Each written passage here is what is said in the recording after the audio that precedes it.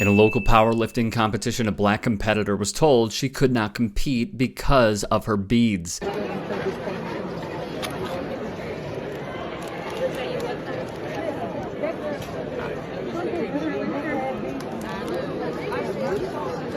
This is apparently her teammates who rush to her defense and try to take them out as quickly as they can. Unfortunately, this continues happening in sports.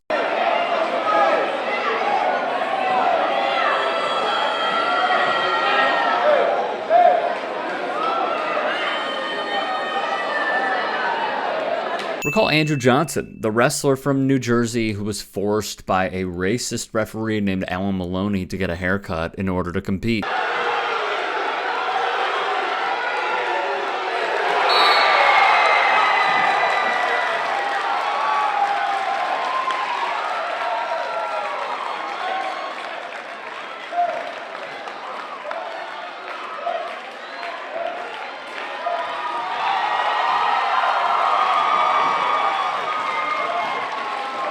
On one side, you have a white ref with a documented history of using a racial slur. And on the other side, a 17-year-old African-American student who has competed in more than 20 matches this year alone with no issues, but this time he was given an ultimatum: cut the hair or take the loss. The incident raising questions over whether this humiliating act was motivated by race. 16-year-old Nicole Piles says her hair was braided with beads and tied in a bun like she'd worn it in previous games when an umpire told her she had to either remove the beads or sit the game out. You see, they're not isolated incidents. 16-year-old Nicole Piles, who had already stepped up to the plate and hit a double, faced ejection by the umpires in her second at bat unless she removed her hair beads.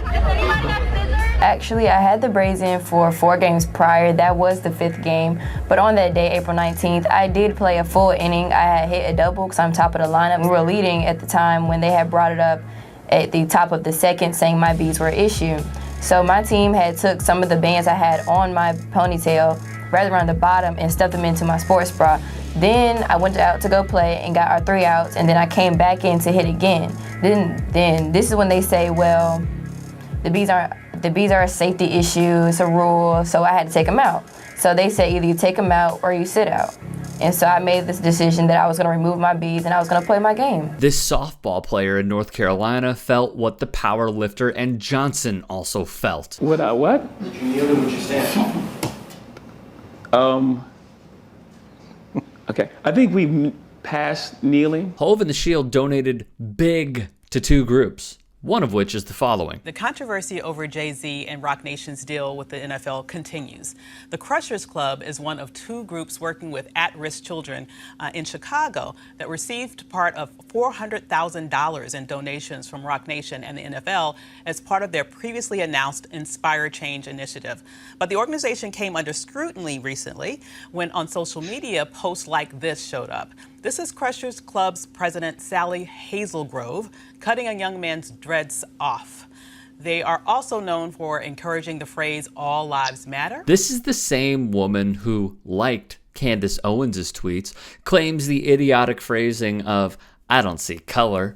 She favorited Blue Lives Matter rhetoric, believes Donald Trump is the most pro-black president ever. Cut off all funds for illegals was yet another in a long line of hate speech by her that she really appreciates. She liked Charlie Kirk's tweets saying the MAGA Covington Catholic kids were, in his words, publicly lynched, and thinks we as Americans should build the wall.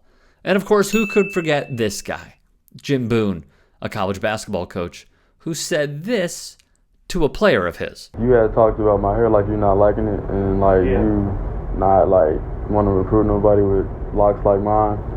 It's not that we don't recruit them, but we make it very clear that once they get in here, they're not going to have their hair that way. I told you, though, because you were here before me, and I didn't think it was fair for me to tell you that you needed to cut your hair, and that I was going to let you have it. Yeah, but that's kind of basically saying you're not going to bring nobody in with hair like mine. Probably not. That's kind of to me, that's a racist comment. Because I'm just supporting my cultural, dreadlocks. Mm-hmm. Well, it's not meant to be that way. And it's not about race. It's about hair. That's See, cultural. No, it's not even about cultural. It's about my program. Boone, by the way, still a head coach. To go back to that powerlifter for a second, though, my coworker and co-host John Idarola put this rather well. Will the newfound defenders of women's sports help defend them from rampant discrimination based on their hair? Obviously, it's tongue-in-cheek. Danielle Douglas Gabriel, business reporter for the Washington Post, wrote, "Few things in African-American culture are more politicized than hair. Much of this is rooted in the outsider status of our hair in a society that deems European standards of beauty inherently more valuable than any others." Via The Guardian, braiding up your child's hair and dotting the ends with beads might be an extreme style in the eyes of some schools, but we can't ignore the fact that society's idea of what is extreme is rooted in a white norm. Black hairstyles have extensive cultural histories, and black women have been rocking them from as early as 3000 BC. Again, nothing new. Just as there are plenty of origin stories for dreadlocks, there are many preferred spellings, dreads, locks, or locks, all fraught with political meaning. I've always called them locks because I was told there is nothing dreadful about my hair. Douglas wrote once more, "That may seem like semantics, but given the visceral reaction the style used to elicit, changing the spelling is a way to take pride in it." Bert Ash, an associate professor at the University of Richmond, calls the changing terminology a creative, improvisational response to the call of American white supremacy, a kind of coping mechanism. To be clear, white supremacy in this context is as much about the dominant culture's implicit or explicit insistence of superiority as it is about everyone else accepting that message. Our hair generally grows upward and is tightly coiled, like this and like this. So what does our world tell us about Afro hair? Black students at the prestigious Pretoria High School for Girls protested a clause that banned wide cornrows, braids, and dreadlocks. Mainstream beauty doesn't have black women in mind. Instead, black women with Afro hair are expected to conform to an aesthetic that values straight hair. That desire for straight hair is a construct that started during colonization. From weaves to extensions, jerry curls, curly perms, straight perms, and straighteners, my hair was hidden. It was misunderstood, it was damaged, it was broken, and it was completely unloved. That's not surprising. I never saw anybody with hair like mine.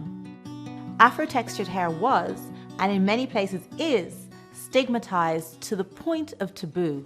But it wasn't always this way. Fast forward to today, and while black hair is still not widely accepted, it is being celebrated at events like Curlfest, in TV commercials, and it's even emerging on red carpets and runways. We need to reimagine the way we think about progress, about modernity, about success, about development, and about civilization. We need to think about the way we frame demands for inclusion and representation, and seriously rethink the way we attribute, or more often do not attribute, value to Indigenous knowledge systems.